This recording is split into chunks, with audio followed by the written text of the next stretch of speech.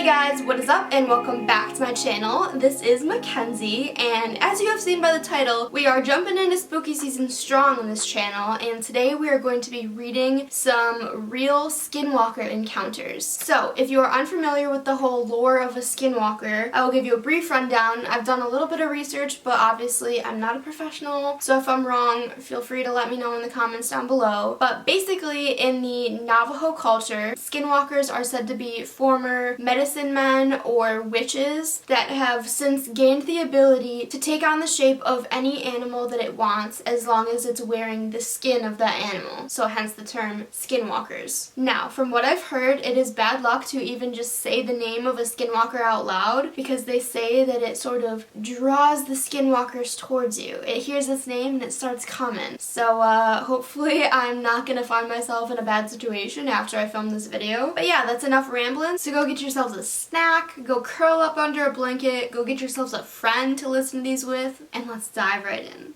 Maybe trying to hit it wasn't the best idea, and it's from Reddit user Neptune420. My father owns a small delivery service that operates out of Farmington, New Mexico.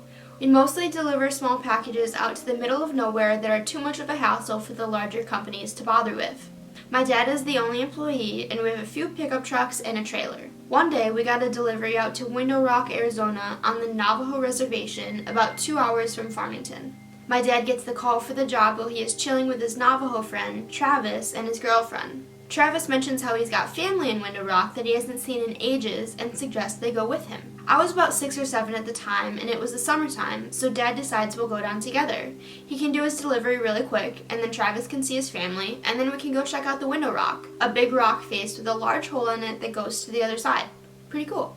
Sounds cool. We had to convoy in separate trucks since my dad's was loaded down with freight. We decided to bring along some walkie-talkies so we could communicate with one another. We spend our time in Window Rock, everything is generally uneventful, and we start heading home along the old highway with my dad and I in front, and Travis and his girlfriend in the truck behind us. I honestly don't remember most of the Window Rock trip, but this next part, I can never forget. We're somewhere on the highway between Window Rock and Gallup, New Mexico. It had just rained earlier in the day and the road was kind of slick, so we were taking it pretty slow. On the left of the highway there is nothing but sandstone cliffs, and on the right there is a huge field separated from the road by a small barbed wire fence. We crest the top of this hill, and down at the bottom of the hill we see what appears to be a very large dog sitting back on its haunches in the middle of the road facing the cliffs. My dad calls over the radio. "Hey Trav, do you see that big-ass dog?" Travis starts yelling back over the radio. "That is not a dog. Speed up right now and hit it." He sounds almost hysterical. He just keeps screaming, "Hit it, hit it, you have to hit it. Please, please hit it. Hit the fucking thing right now." So my dad starts to speed up, and as we get a bit closer, I begin to see it a little more clearly. Covered in this brown, wiry, matted hair, it's still facing the cliffs, but the moment our headlights hit it, it turns and looks at us. It has a face. I don't know how else to describe it other than a mix between a bear's and a human's face. It looks twisted and distorted and almost in pain. As we get closer to this thing, we start to realize it's actually fucking huge. Though it was still sitting on its haunches, it's about shoulder height with the hood of the truck. We get literally inches from hitting it when it lets out this scream that sounds like someone screaming as their lungs were filling with water, and it leaps backwards towards the field, landing just on our side of the barbed wire fence. Then with another leap, it was gone from sight. Travis comes over the radio again. "Holy shit, keep driving, we have to get out of here, we have to go faster." He kept repeating that last part. "We have to go faster. We have to get out of here and we have to go faster." Pretty soon we were speeding like crazy, and just as we start to come near the outskirts of Gallup, we get pulled over.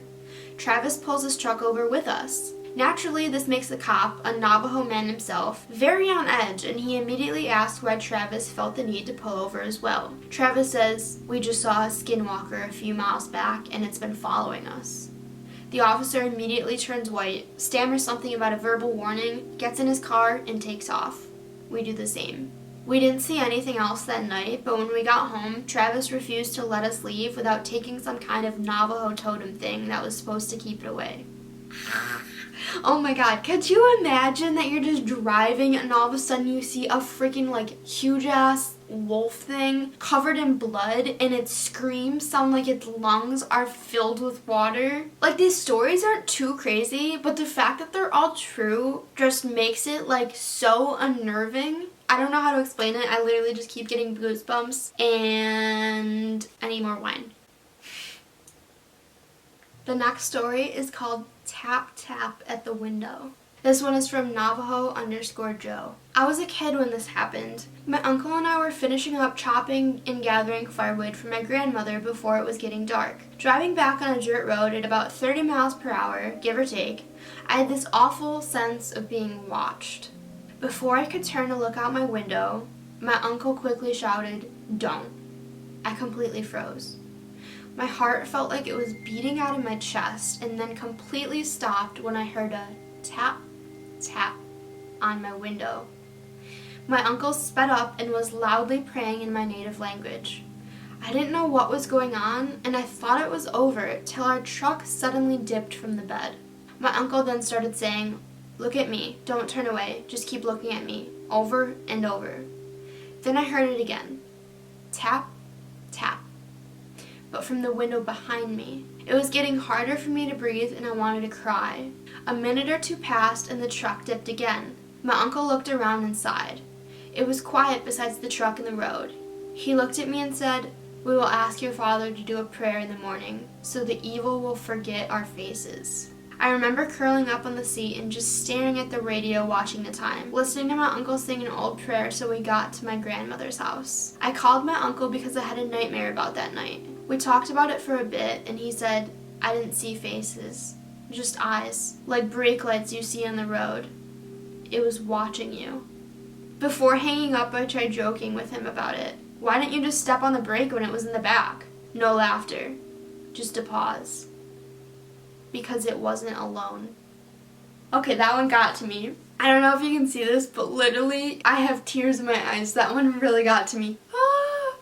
Whenever I get scared, I start to cry, and I don't know why. It is like such a maladaptive thing.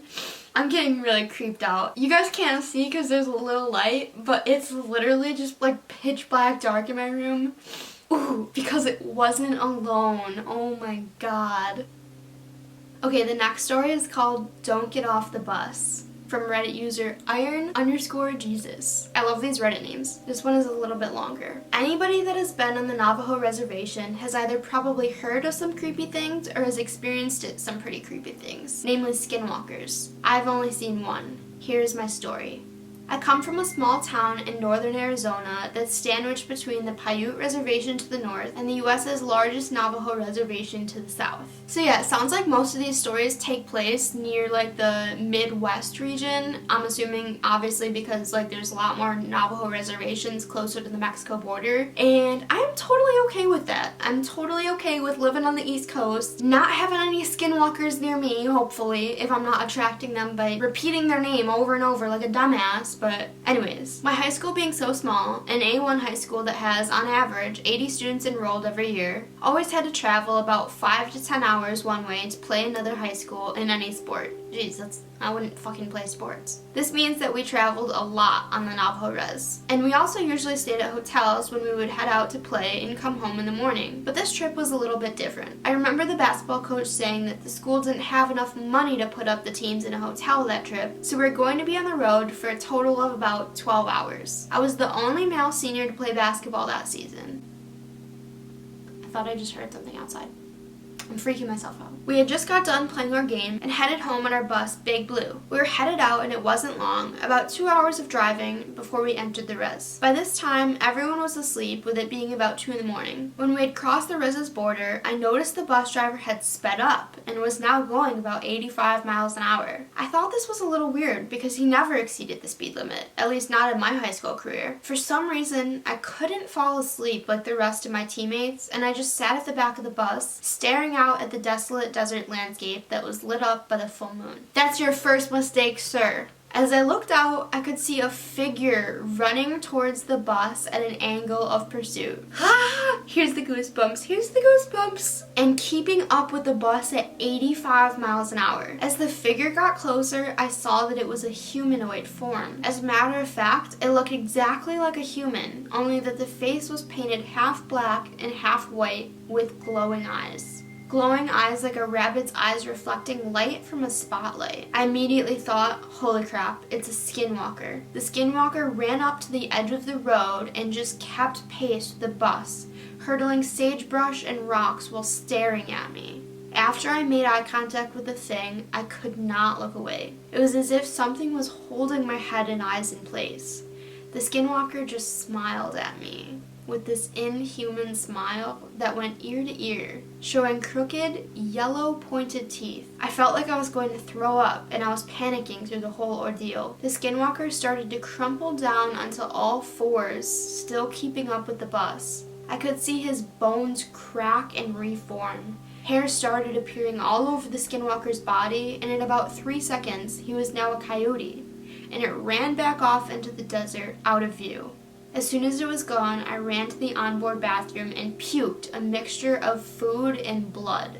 I didn't want to tell anyone what happened for fear that they would think I was crazy. I confided in my Navajo friend. She told me that I needed to see the chief, who also happened to be a friend of mine, and get a blessing. I saw him the next school day in the parking lot. He had just come up to me and mumbled something in Navajo while waving a feathered scepter-like thing, turned around, got back in his truck, and drove away. To this day, I haven't seen another skinwalker. It might be due to the fact that I moved from that town in res, and if I do have to go south, I go around.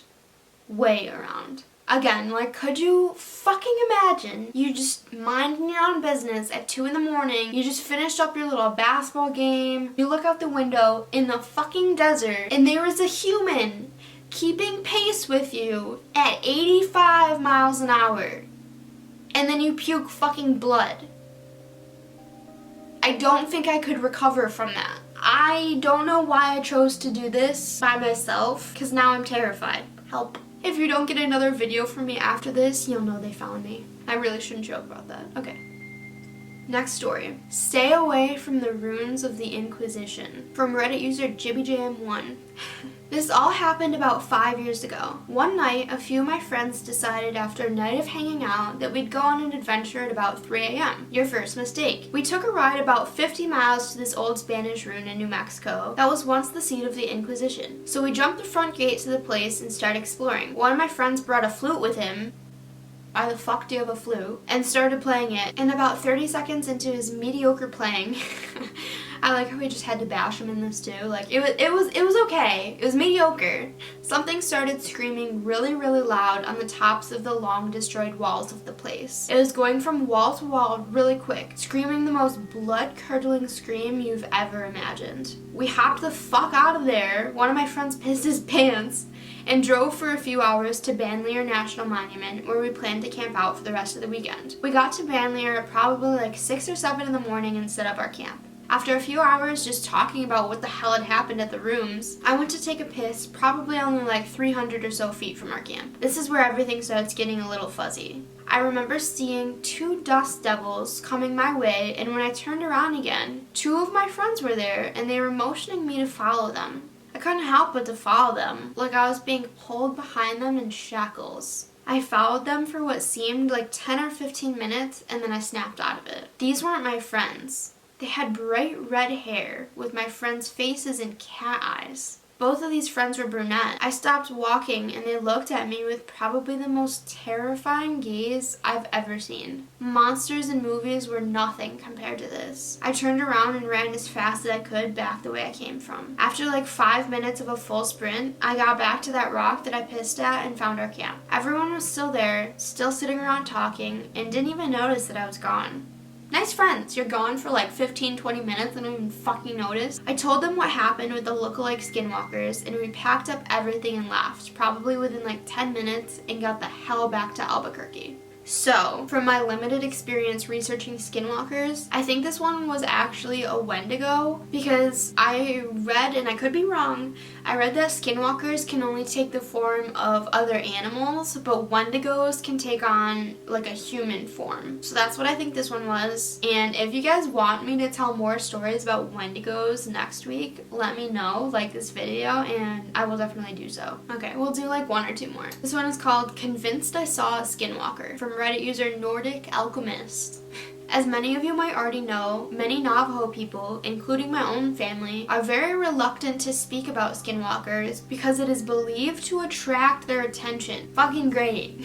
Well, I, however, grew up away from the Navajo Nation and was very naive about the subject. When it came to skinwalkers, I was an absolute skeptic. My mom used to tell a story of how back in the 80s when she lived with her siblings and my grandparents, still in Shiprock but the southern outskirts, how she and my aunt saw a skinwalker just outside their driveway under a streetlight. She described it as a black dog with dirty fur, a twisted noodle-like front leg, and these unnatural eyes with a soft burnt orange glow. Me being my own closed-minded self doubted every word, but I never said my doubts aloud. The camera cut here, but basically the kid was sitting around with his parents and grandparents by a fire, and he asked them if skinwalkers were actually real. Also,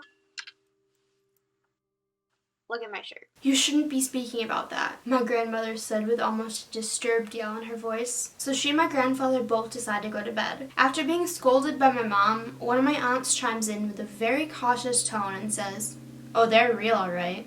Had a few screaming outside of my trailer in Farmington just a few nights ago. Your cousin had nightmares the whole night and woke up crying that morning." Not wanting to push the discomfort any further, we all decided to go to bed. Now, the trailer is pretty old and it was a really nice night out, so we slept with the windows open with the screens to prevent bugs from coming in. Everyone had drifted off to sleep, except me, because my mind was still going a million miles a minute about skinwalkers, and I wondered if I had ever encountered one while here on the reservation. As a kid, I was told it's taboo to even think about skinwalkers because it can still call their attention. So you guys are in trouble with me. You are in this with me. I'm making you think about this shit. That's when shit totally hit the fan. Just as I was settling and finally getting relaxed for sleep, I started to hear something moving outside. I got up from the couch and started wandering over to the kitchen window. In the trailer, all of the rooms have the lights out, so the only visible light that can be seen is from the porch light out front. I was thankful for this because I told myself if it was really a skinwalker outside, then hopefully it wouldn't notice me seeing it. So I muster up the courage and take a quick scan of outside. From the porch light, all I can see is the dusty ground and the vehicles that my family drove along with some old metal trash cans that stood beside the road. Looking for about 5 good seconds, I wasn't able to see anything. So I was getting ready to turn around and walk back to bed, thinking it was just a stray cat or something. Only having taken a few steps, I hear what sounded like a distorted scream coming from outside. Definitely close by. Fear rising, I look outside again, and there it is. A coyote-like figure was staring at my direction from behind the cars, just outside of reach of the porch light. Only it looked awfully wrong and gave off an evil vibe just from seeing it. It was gray with very disheveled hair and a horrific orange-red soft glow came from its eyes. So they got these weird-ass eyes too. So if it looks like there's like headlights or like glowing red orbs coming from an animal, maybe just stay away from it. Even if it's not a skinwalker, probably just stay away from it, you know? I hopped the hell out and ran back to the bedroom. It was at this moment I had begun to also notice an awful stench in the air that smelled like rotting meat. I started trying to wake up my mom, who was like, "Oh my god, it's 3 in the morning, what do you want?" I immediately began in a shaken voice, "There's something scary outside." Then she said, now annoyed because I woke her up, "It's probably just a stray animal or something. It's the reds. Animals wander all the time at night." She obviously wasn't getting the drift of what I was saying, so I screamed, "There's some Blair Witch Project shit going on outside, Ma." I love that. That got her attention. What the hell are you talking about?" she said. Then we heard it. The thing outside started making more of its dreadful like screams and started what sounded like thrashing outside on the ground. Hear that? That's what I'm talking about. So both her and I got up, looked outside the window, and the coyote thing was making its way to the door. It walked with an odd limp and dragged its back right leg as if it was handicapped. We could hear it start to scratch against the door and make this odd, muffled moaning sound. My mom went and got my dad, and they both started shouting in Navajo all sorts of words, telling the thing to go away and saying it's not welcome here. Well, all this commotion was enough to get the rest of the trailer up as they came outside into the hallway. The only thing my mom did was turn to them and said, "Skinwalker," while proceeding to point to the door, noises still happening. Apparently, they already knew exactly what to do, as my grandfather got out a handgun from a drawer and a bag of ashes. So I've also heard the only way to kill one of these skinwalkers is if you have a bullet coated in white ash, which is only native to like the Midwestern region, and it's relatively rare and like sacred to the Navajo culture, obviously. So basically, you're kind of screwed if you don't got a bullet covered in white ash, which, you know, I don't know about you, but I don't have one of those. So maybe look into investing in one. Okay. He coated a few bullets and loaded them into the gun and went straight to the door. Yelling out more Navajo that was too fast for me to comprehend, he swung open the door and fired twice. Nothing. The thing managed to escape before my grandpa could put a bullet in it. "That's the fastest one I've ever seen," said my grandpa. Next thing you know, my aunts and my parents are freaking out about what just happened, saying stuff like, "What if it comes back tomorrow and it saw us? Does that mean we're targets now?" Afterwards, my grandparents calmed everyone down, myself included, saying we'll be fine, and we all went to bed around 3-ish. Morning comes, and my grandparents call one of their neighbors and explain to them what happened. Apparently, one of them was a medicine man who used to take part in Yebiches, Navajo ceremonies used for healing and curing sickness, and came over to bless each of my family and the grounds outside.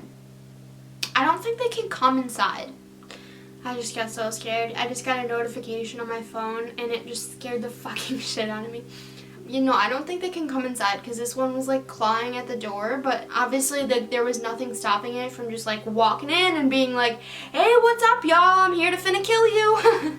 I think they have to be invited inside. I don't know. I might be wrong, but at least if you're inside, like, you may be safe. Okay, this is the last one that we'll do for this week. This one is called Say Their Name and It Will Kill Them. This one is from Laisha Ninja.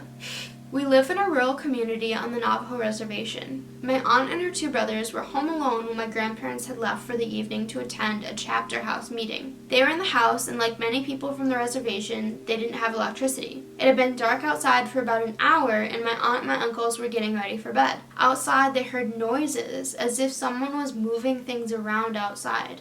My oldest uncle went to look out the front window and saw a figure out by the truck. This was immensely out of the ordinary because the closest neighbor was miles away. Whatever it was opened the truck door and began to dig through the personal items that my family had left in the vehicle. Oh, that one doesn't sit right with me. That one does not sit right with me. Get rid of the whole car. You can just get rid of the whole thing. My aunt and my uncles were frightened by the sight and knew that they should take action. They took out the rifle and all steadied themselves to hold it up. They flung open the door and aimed the gun at the dark figure.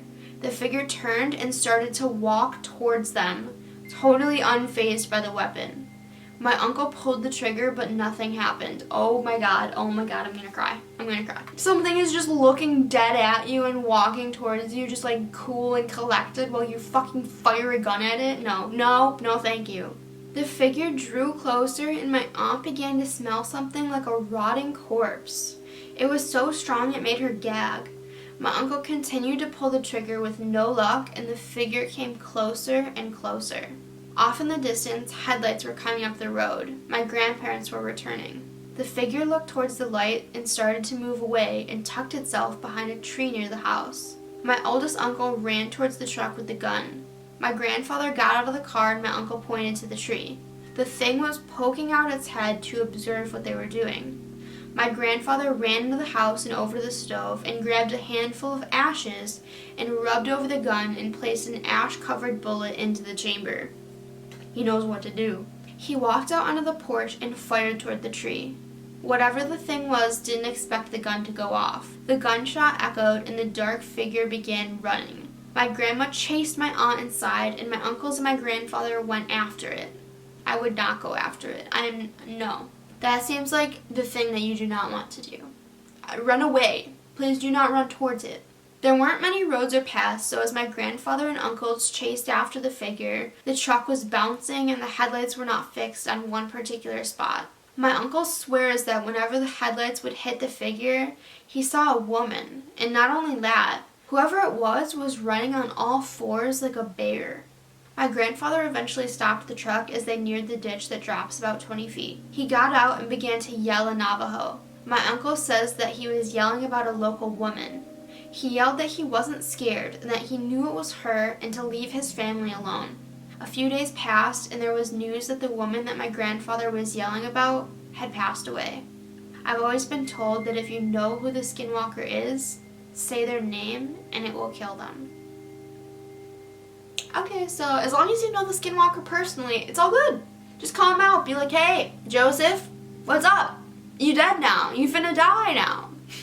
I am creeped out. It is 1:30 in the morning and I have class very early tomorrow, so I need to wind down with like some SpongeBob or something.